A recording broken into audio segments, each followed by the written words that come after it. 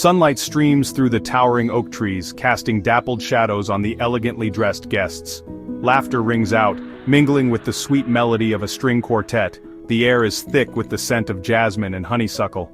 It's a picture-perfect scene, a celebration of love. The promise of forever hangs in the air. No one could have predicted the horror that was to come. Champagne flutes clink, reflecting shared joy. The bride and groom, radiant in their happiness, the warmth of their connection is infectious. Each smile speaks volumes of love and hope. But fate had a different plan, a cruel twist. Tables adorned with fragrant floral arrangements, laughter mingles with the clinking of silverware. Animated conversations fill the air. It's a scene of pure, unadulterated joy. But beneath the surface, a sinister current stirs. As the sun sets, a sense of unease settles. The laughter becomes strained, the smiles less genuine. An unspoken question hangs heavy in the air. The perfect facade begins to crack, revealing secrets. The guests, oblivious to the impending doom, continue their revelry.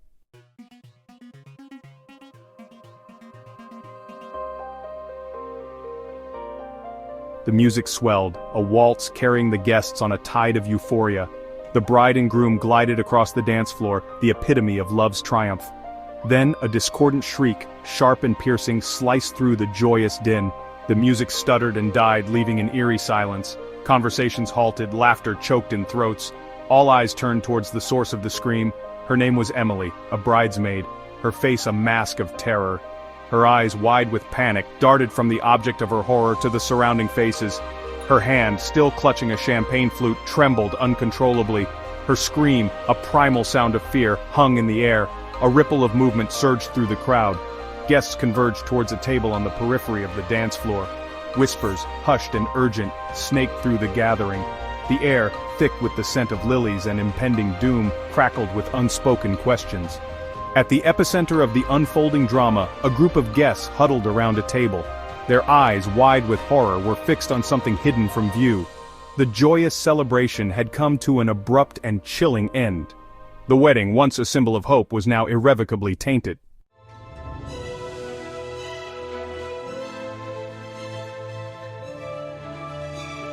The dead man, his face frozen in a grotesque parody of a smile, lay sprawled across the table. The remnants of his uneaten meal a stark contrast to the lifeless eyes staring into eternity. A chilling reminder that death, like an uninvited guest, arrives unannounced. Sirens shattered the stillness, their red and blue lights painting an eerie tableau. Detective Miller took charge, his voice a gravelly baritone that commanded attention. The bride and groom, their dream wedding transformed into a nightmare. Guests exchanged uneasy glances, their initial shock giving way to suspicion.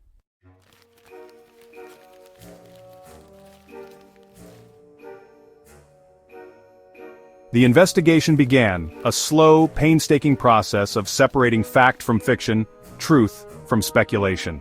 The guests, their festive attire now seeming incongruous against the backdrop of death, were questioned, their memories probed for any detail, however insignificant, that might shed light on the dead man's identity. Each interview added a piece to the puzzle, but the picture remained frustratingly incomplete. The guest list was scrutinized, names checked and double-checked against the wedding planner's meticulous records. But the dead man's name, if he was indeed a guest, remained elusive, a phantom presence haunting the celebration. Had he slipped in unnoticed, a master of deception blending seamlessly into the crowd? Or was there a more sinister explanation, a carefully orchestrated plan executed with chilling precision? As the night wore on, the initial shock gave way to a simmering tension. The guests, once united in celebration, were now divided by suspicion. Each glance, each whispered conversation, pregnant with unspoken accusations. The wedding, once a symbol of unity, had become a crucible, testing the bonds of friendship and family, revealing the hidden fault lines beneath the veneer of normalcy. The whispers grew louder, fueled by alcohol and fear, weaving a tapestry of speculation and conjecture. Was it a random act of violence, a case of mistaken identity? Or was the dead man's presence at the wedding no accident, his death the culmination of a long-held grudge, a vendetta carried out with chilling precision? The truth, it seemed, lay buried beneath layers of secrets and lies, a tangled web of relationships and hidden motives.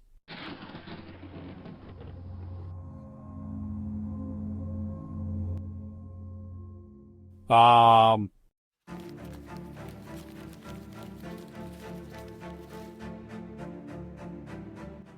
Section 4. The Investigation Deepens.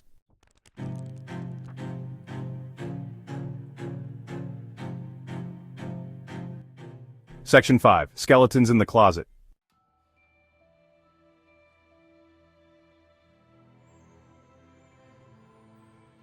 Section 1. A Ghost from the Past. Detective Miller, his eyes bloodshot from countless hours poring over files and witness statements, stared at the photograph in his hand. It was a faded Polaroid, its edges worn with time, depicting the dead man, younger, his face unmarred by the grimace of death, his eyes twinkling with a vitality now extinguished. The background of the photo, a bustling city street, offered no further clues, just a stark reminder of a life lived and tragically cut short. "I knew him," a voice rasped from the shadows, breaking the silence of the interrogation room. "Not well, but..." The witness, a woman whose face was obscured by the dim light, hesitated, her voice barely a whisper. Her eyes, red-rimmed and filled with a mixture of fear and guilt, darted nervously around the room, as if seeking an escape from the weight of her own secrets. "He was involved in something," she continued, her voice trembling, "something dangerous. I warned him, but he wouldn't listen, said he couldn't run forever." The woman's words, fragmented and cryptic, hung in the air, painting a picture of a man living on the edge, haunted by a past he couldn't escape. Her testimony, though vague, added a new layer of intrigue to the investigation, hinting at a hidden world of danger and deceit. The pieces of the puzzle were beginning to fall into place, but the overall picture remained elusive, shrouded in a fog of half-truths and deliberate omissions. The dead man, it seemed, was not the stranger everyone had assumed him to be. He was a ghost from the past, a specter that had risen from the ashes of a forgotten life to cast a long, dark shadow over the wedding celebration.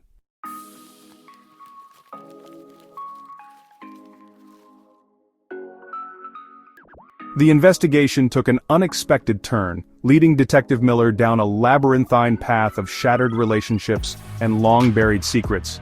The wedding guests, once united in their grief, were now viewed through the prism of suspicion, their carefully constructed facades crumbling under the weight of scrutiny. The idyllic image of the perfect wedding had been irrevocably shattered, replaced by a distorted reflection of envy, betrayal, and long-held grudges.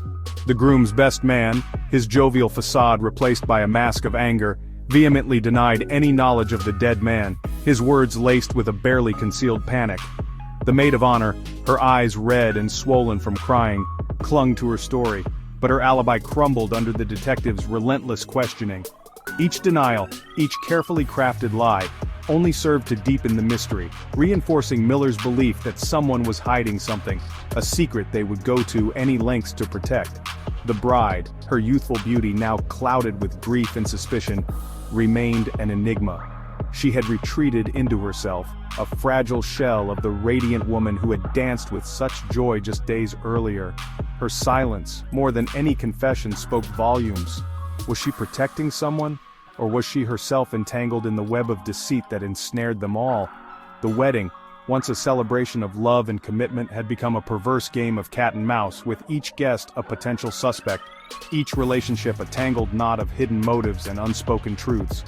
The air crackled with tension, the silence punctuated by the unspoken accusations that hung heavy in the air. Detective Miller, a keen observer of human nature, watched and waited, knowing that the truth, like a venomous serpent, would eventually reveal itself.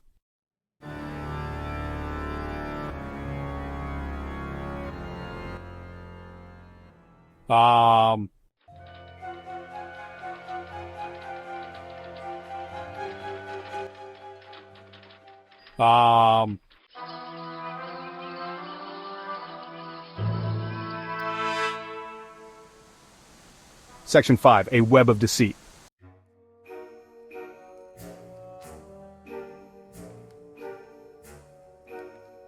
Section 1. The Weight of Evidence. Detective Miller sat alone in the makeshift interrogation room, the air thick with the stale scent of fear and cheap coffee. The weight of the investigation pressed down on him, the unanswered questions echoing in the silence. The dead man, his identity still a mystery, had become an unwelcome guest at the wedding, his presence casting a pall over the proceedings. But who was he, and what had brought him to this tragic end? He shuffled through the evidence spread out before him: photographs, witness statements, forensic reports, a tapestry of half-truths and deliberate omissions. The wedding guests, their initial shock giving way to suspicion and fear, had retreated behind carefully constructed facades, their words guarded, their expressions carefully neutral. But Miller had seen it all before: the subtle tells, the fleeting moments of panic that betrayed their carefully rehearsed lies. The fingerprint report had been the first crack in the wall of silence.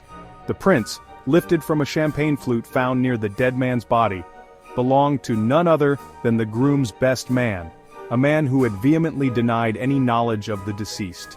It was a small detail, easily explained away, but for Miller, it was a thread, a loose end that threatened to unravel the entire carefully constructed narrative. He knew the truth was out there, hidden beneath layers of deceit and carefully constructed alibis.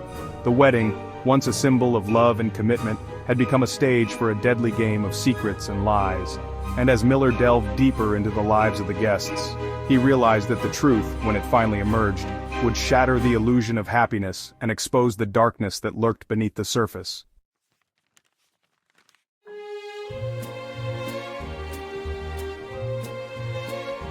Section 2. A crack in the facade. The interrogation room was small, airless, the silence broken only by the hum of the fluorescent lights overhead. The groom's best man, stripped of his jovial facade, shifted uncomfortably in his seat, his eyes darting nervously between Detective Miller and the closed door. The fingerprint evidence, presented with quiet confidence, had chipped away at his carefully constructed alibi, revealing the first cracks in his facade of innocence. "It doesn't mean anything," the best man stammered, his voice a high-pitched whine that betrayed his growing unease. We were all drinking, talking. I must have bumped into him at some point." His words felt hollow even to him, the desperate plea of a man caught in a lie, the noose tightening around his neck. "We both know that's not true," Miller countered, his voice calm, measured, a stark contrast to the rising panic in the best man's eyes. "You knew him, didn't you? This wasn't just a random encounter." He held the man's gaze, refusing to break eye contact, the silence stretching between them like a taut wire. The best man's resolve crumbled, his shoulders slumping in defeat. He knew he couldn't maintain the charade any longer, the weight of his secret too heavy to bear. The truth, he realized, had a way of revealing itself, no matter how tightly it was guarded. And as he looked across the table at the detective's impassive face, he knew that the time for lies was over.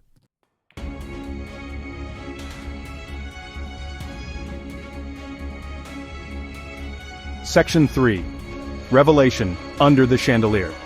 The grand ballroom, once a scene of joyous celebration, was now eerily silent, the remnants of the feast cleared away, replaced by an atmosphere thick with tension and suspicion.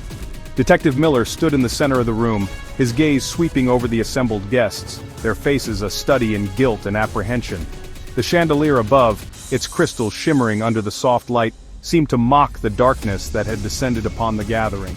"The truth, as it often does, has a way of revealing itself," Miller announced, his voice echoing in the hushed silence. "The man you knew as a stranger, an unwelcome guest at this celebration of love, was no stranger at all. He was connected to one of you, bound by a past you thought you had buried." The guests, their faces illuminated by the flickering candlelight, exchanged nervous glances, their carefully constructed composure crumbling under the weight of Miller's words. Whispers, hushed and urgent, rippled through the room, speculation and accusation hanging heavy in the air. The illusion of unity, shattered by suspicion and fear, had given way to a chilling realization: the killer was one of them. "It was me," a voice confessed, cutting through the tense silence. The best man, his face ashen, stepped forward, his shoulders slumped with the weight of his confession. His eyes, filled with a mixture of shame and remorse, met Miller's gaze, pleading for understanding, for a shred of compassion in the face of his betrayal.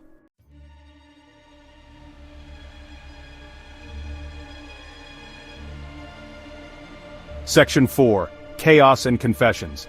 A collective gasp rippled through the room, the guests recoiling from the confessed killer in their midst.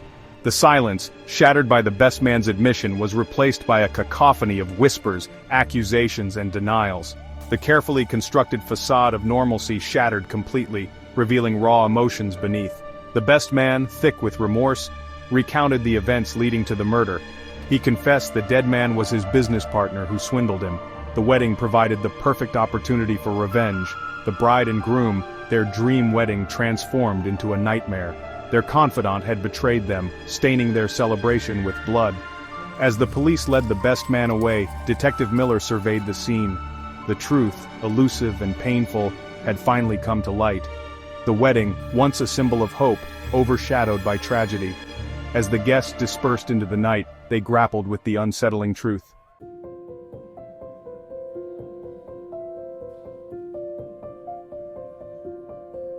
Section 1. Scars and Shadows. The once vibrant wedding venue stood deserted, the remnants of the celebration, scattered flower petals, overturned chairs, a lone champagne flute, now a haunting reminder of the tragedy. The echoes of laughter and music had been replaced by an unsettling silence. The perfect day, forever tainted by violence and betrayal, had become a cautionary tale. The investigation was over, the killer brought to justice, but the scars of that day ran deep. The bride and groom, their dreams shattered, faced an uncertain future. The image of their perfect day, once a source of joy, was now a haunting reminder of the fragility of happiness. The guests, once united in celebration, dispersed, carrying the weight of the revelation with them. Their lives, irrevocably intertwined by the events of that day, would forever be haunted. The wedding, a symbol of love and commitment, had become a crucible, testing the bonds of friendship and family. The wedding guest, a killer at table 9, remained an unsolved mystery. The search for truth had unearthed a tangled web of deceit, and as the sun set on that tragic day, it served as a poignant reminder that some wounds never truly heal.